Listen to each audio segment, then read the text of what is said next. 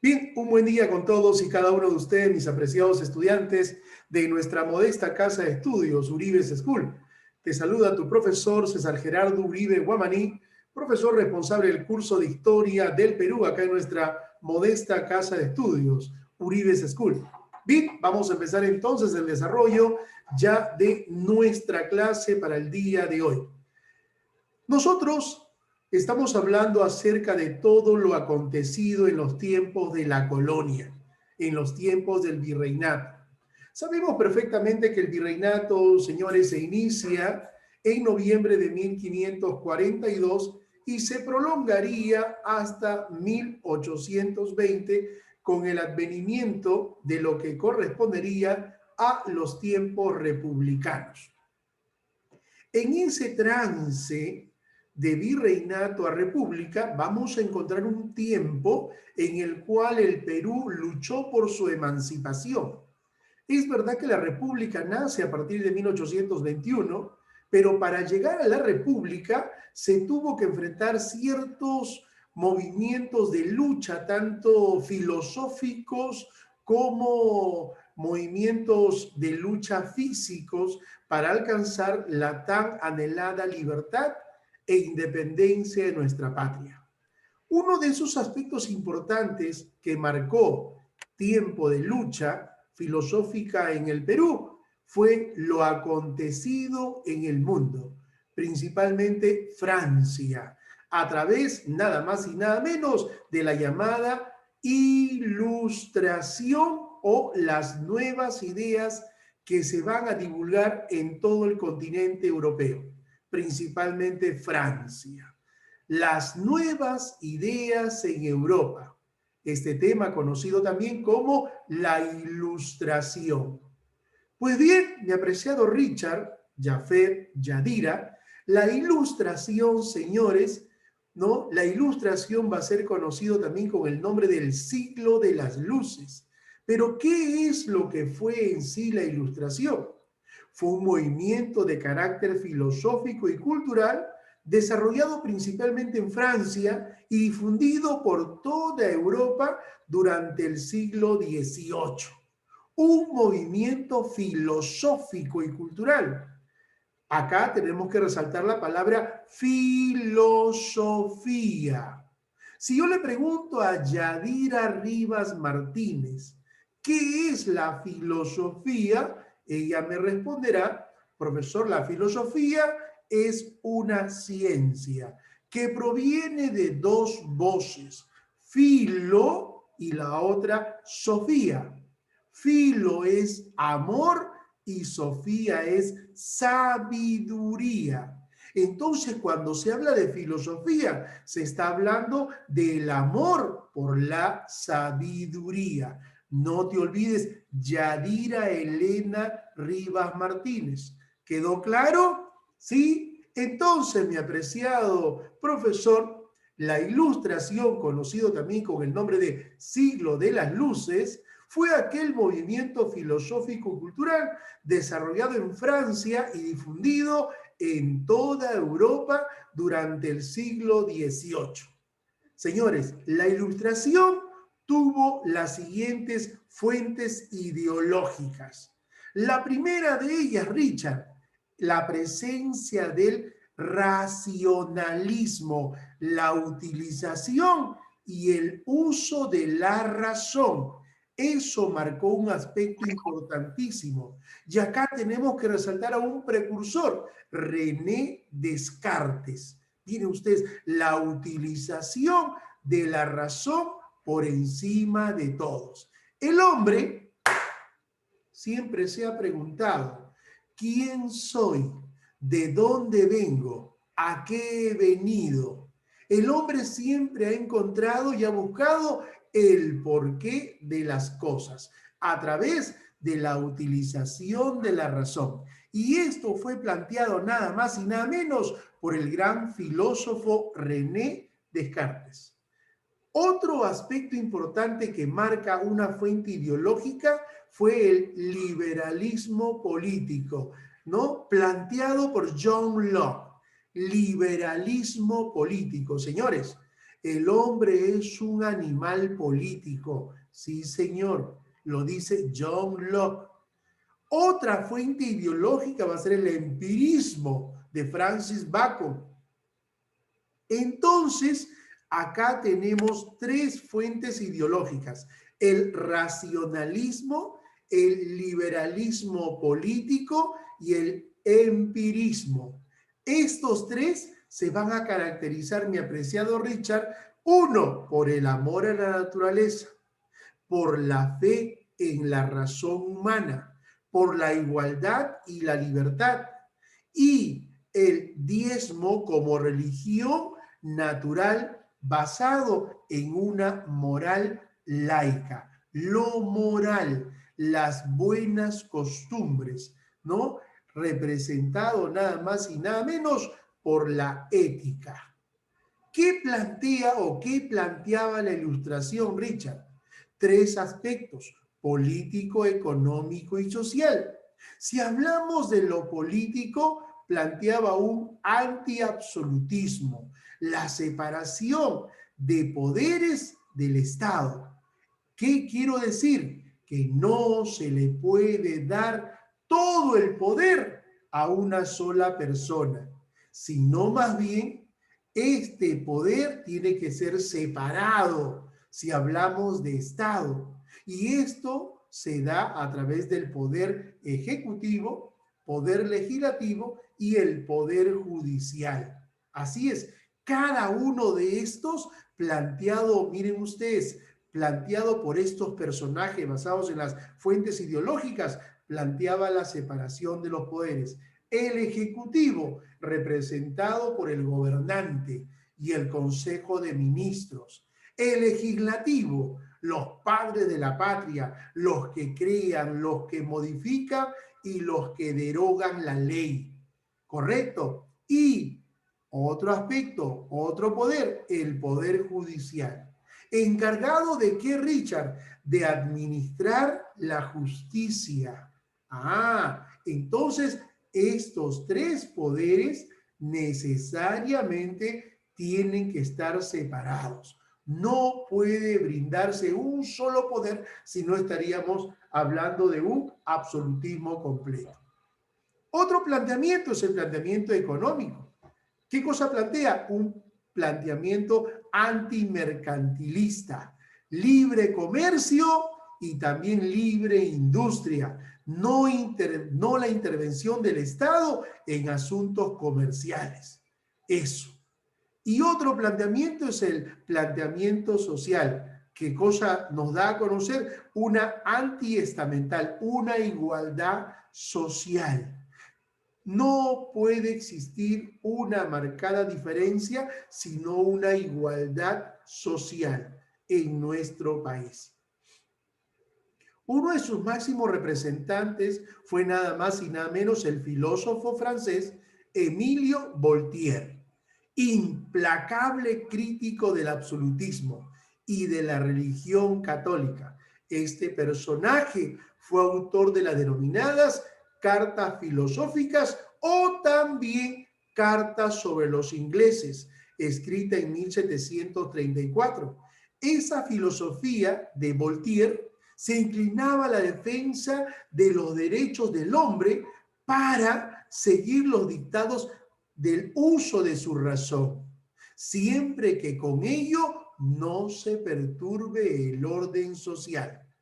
Todos tenemos derecho a opinar, todos tenemos derecho a elegir y también a ser elegidos. Miren ustedes entonces el planteamiento de este filósofo francés llamado Emilio Voltaire.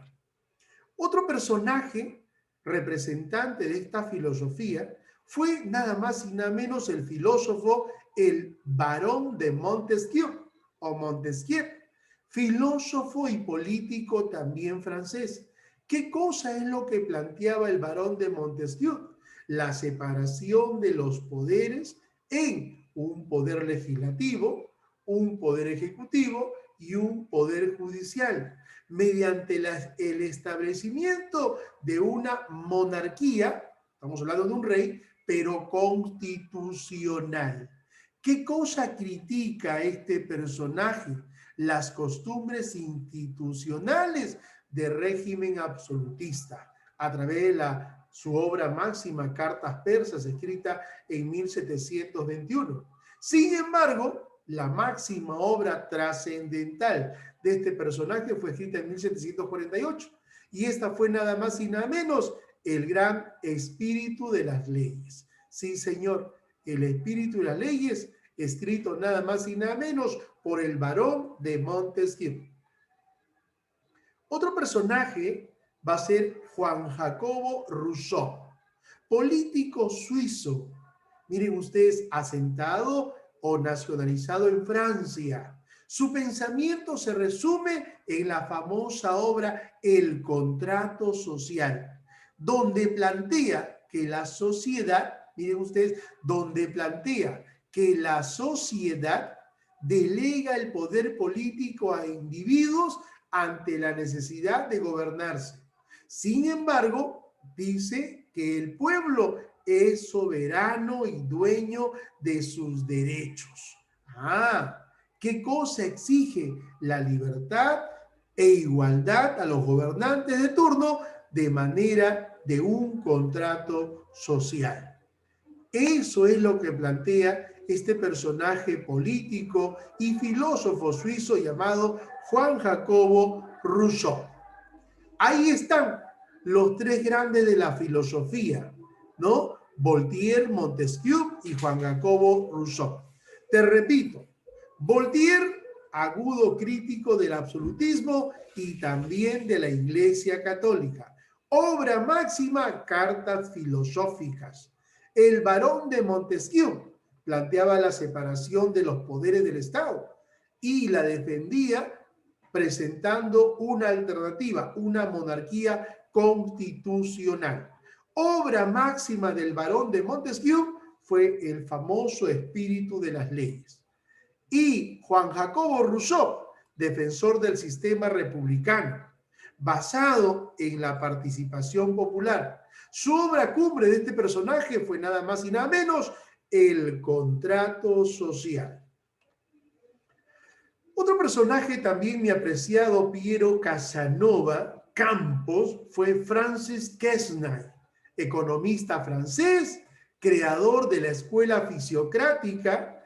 La doctrina esencial de la fisiocracia se encuentra recogida en su obra Tablet Ecum, llamado Tabla Económica. Miren ustedes, ¿qué cosa es lo que planteaba este personaje?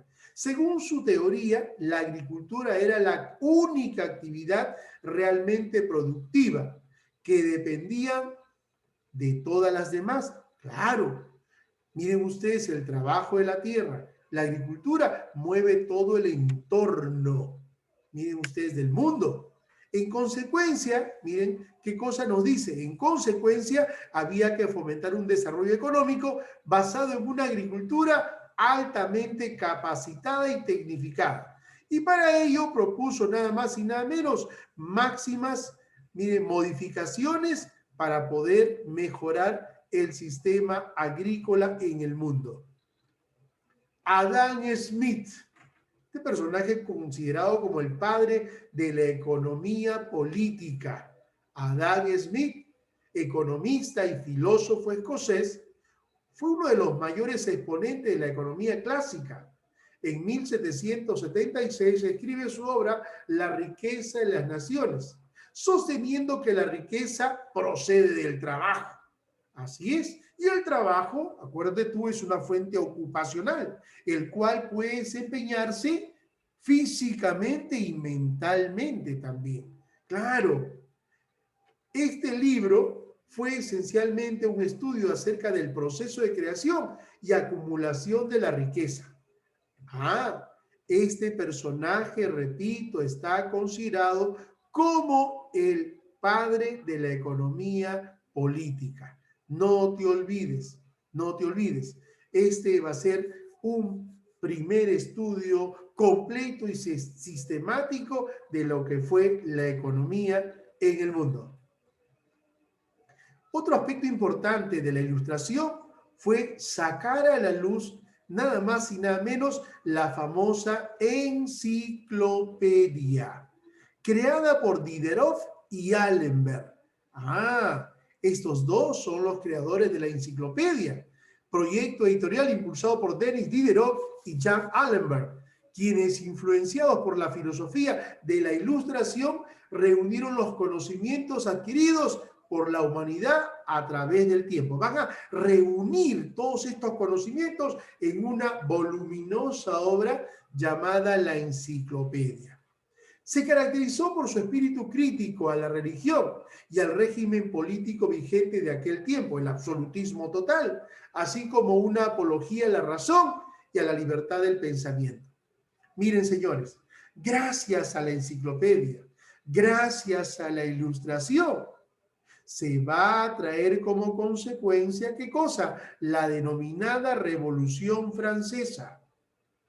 Claro, la famosa Revolución Francesa, 1789, la caída del antiguo régimen de Luis XVI por el establecimiento de una monarquía constitucional basada netamente en el respeto y en el uso de la razón. Dice que este primer volumen de la enciclopedia fue publicado por los años 1751, reuniendo el contenido, las opiniones y expresiones y estudios de varios autores como Montesquieu, Voltaire, Rousseau, Buffon, Quesnay, Turgot, entre otros, miren ustedes, filósofos y economistas de aquel tiempo.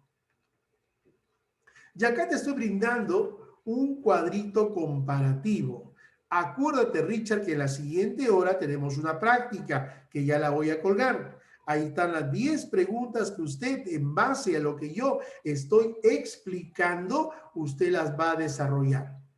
La Ilustración, llamada también siglo de las luces. Y ahí está el concepto movimiento filosófico-cultural desarrollado en Francia y difundido en toda Europa durante el siglo XVIII. ¿Qué características tuvo? El amor a la naturaleza, la fe en la razón humana, la igualdad y la libertad, y el famoso deísmo como religión natural y la famosa moral laica. Pensamiento político, económico y social, que ya lo expliqué hace un instante. Y los representantes máximos están ahí: Voltaire, Rousseau y Montesquieu, cada una con sus obras cumbres, obras clásicas. Si hablamos de Voltaire, Cartas filosóficas. Si hablamos de Rousseau, el contrato social. Y si hablamos de Montesquieu, el famoso espíritu de las leyes. Así es, señores. Y a este lado, al lado derecho mío, tenemos a la famosa Sociedad Amantes del País. Sí, señor, la Sociedad Amantes del País, creada nada más y nada menos por peruanos, filósofos, pensadores, precursores de nuestra independencia. Uno de ellos fue el famoso Hipólito Unanue. ¿Qué fue la Sociedad Amantes del País? Fue una asociación de intelectuales criollos que tuvieron inquietudes reformistas y los pensamientos de esta denominada Ilustración. Sí, señor. ¿Qué características tuvo? Miren ustedes, la Sociedad Amantes del País. Grupo de criollos reformistas, buscaban cambios, inspirado en las ideas de la Ilustración. Un aspecto importante fue la presencia de la conciencia y conocimiento patriótico del Perú. ¿Qué es lo que planteaba? Mejorar el sistema de gobierno colonial a través de nuevas reformas. Si hubieron malos tratos, entonces que haya buenos tratos. Vamos a reformar esos malos por buenos tratos, planteaba la Sociedad Amantes del País. Crear una conciencia patriótica categóricamente que haga sensibilizar y sobre todo luchar por la libertad de nuestra patria. Sí, señor. Ahí, gracias a la Sociedad Amantes del País, aparecería el primer concepto de patria, el amor por el Perú. Miren ustedes, entre los integrantes tenemos ahí a José Baquijano y Carrillo, tenemos al gran Hipólito Unanue y tenemos a José María Egaña. Uno de los textos de mayor importancia emitidos por esta sociedad amante del país fue nada más y nada menos el Mercurio Peruano. Sí, señor, el famoso Mercurio Peruano, órgano periodístico vamos a llamar así, que hablaba acerca de lo maravilloso que es el Perú a lo largo y ancho de sus fronteras. Este tuvo como objetivo, ¿qué cosa? Afirmar el sentimiento patriótico que más adelante traería como consecuencia nada más y nada menos el impulso por la independencia del Perú. ¿Qué es lo que planteaba la sociedad amante del país? Crear una conciencia nacional para así solo lograr la independencia de nuestra patria. Sí, señor. Y ahí está una portada original de lo que fue el famoso Mercurio Peruano, ¿no? Emitido en 1792, periódico que se publicó durante 5 años y plasmó en sus artículos todo lo correspondiente a el Perú. Impresionante. Acá en el Perú podemos hablar también de precursores y podemos citar a 2 tipos de precursores dentro del movimiento de lucha: a los precursores reformistas y precursores separatistas. Si hablamos de precursores reformistas, Richard, estos no querían la separación del Perú frente al yugo español. Estos querían seguir perteneciendo a España, pero con nuevos tratos, con nuevas reformas. Si hubo maltrato, que haya buenos tratos. A estos pensadores filósofos se les conoce como precursores reformistas. Los reformistas querían nuevas reformas, mas no querían la separación en forma definitiva. Buscaban cambios, buscaban mejoras, progreso del régimen colonial, sin exigir, ¿qué cosa? La denominada independencia. Un personaje representativo de este grupo humano fue nada más y nada menos la presencia del gran Hipólito Unanue, considerado como el padre de la medicina peruana. Sí, señor.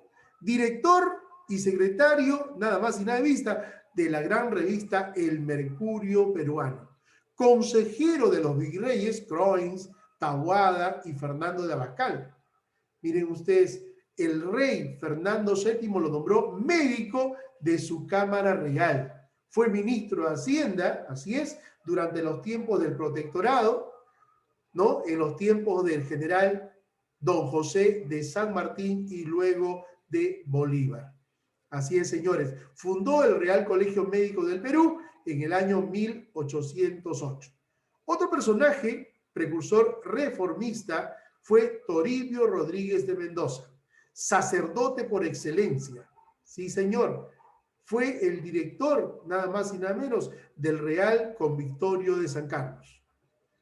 Otro personaje fue José Javier Leandro Baquijano y Carrillo, conocido como el famoso Conde de Vista Florida, director de la Sociedad de Amantes del País por un tiempo. El 27 de agosto de 1781, en la sala de los actos de los Maracós, dirigió un discurso de protesta al virrey Agustín de Jáuregui, en lugar, así es, de darle halagos al virrey Jáuregui, lo castigó, lo vociferó y criticó el pésimo sistema colonial. Por eso es que su discurso es conocido como el elogio al virrey Jáuregui. Y otro personaje fue nada más y nada menos, miren ustedes, fue nada más y nada menos Fray Calixto de San José Tupac Inca. Escribió una carta a la corona española en la cual pedía mejoras, ¿no?, para los indígenas, considerado como el primer precursor reformista del Perú y de toda América. Y ahora, si hablamos de los precursores separatistas, acá tenemos que resaltar básicamente al primero de ellos, a Juan Pablo Vizcardo y Guzmán, aquel que escribió la denominada Carta a los Españoles Americanos, escrita en 1792 aproximadamente. Este personaje vivía en el Perú, pero su cabeza tenía precio. ¿Por qué razón? Porque siempre este personaje resaltaba la lucha que tienen que hacer los americanos para alcanzar la independencia de su patria. Está considerado como el primer precursor ideológico del Perú y de toda América, nacido en Arequipa y perteneció a la orden de los jesuitas. Lamentablemente fue expulsado, ¿no?, en 1767 por su, vamos a llamar así, motivación siempre a la lucha de la libertad. Otro personaje fue Francisco de Miranda, considerado como el apóstol, el soldado y el mártir de la era precursora. Nació en Venezuela y este personaje tradujo al castellano la carta escrita por Juan Pablo Vizcarra de Guzmán, Carta a los Españoles Americanos, y la tradujo al castellano, divulgándola por todo el continente americano. Otro personaje separatista fue Antonio Nariño, el colombiano. Tradujo y difundió a América la Declaración de los Derechos del Hombre y del Ciudadano. Y así tenemos también a José de la Riva Agüero y Sánchez Boquete, último agitador del Perú, primer presidente del Perú, miren ustedes, primer prefecto de Lima, revolución en América. Miren ustedes, este gran personaje pasó a la historia por ser un motor para dar inicio a la lucha por la libertad y sobre todo la separación frente al yugo español. Así es. Bien, mis apreciados estudiantes, acá está la práctica para el día de hoy. Fecha, ahí está, 12 de julio del año 2021. Y una de las primeras preguntas dice, fue un mordaz crítico del antiguo régimen en Francia. Pregunta hecha por la Universidad de San Marcos en 1984. ¿Quién será? Voltaire, Montesquieu, Rousseau, Lafayette o Lamartine. Usted tiene que resolverla como tal. Bien, mis apreciados estudiantes de nuestra modesta casa de estudios, fue tu profesor César Gerardo Uribe Guamaní, profesor responsable del curso de Historia del Perú. Gracias a todos y cada uno de ustedes por su atención. Gracias, un buen día. Nos vemos en la siguiente hora. Gracias.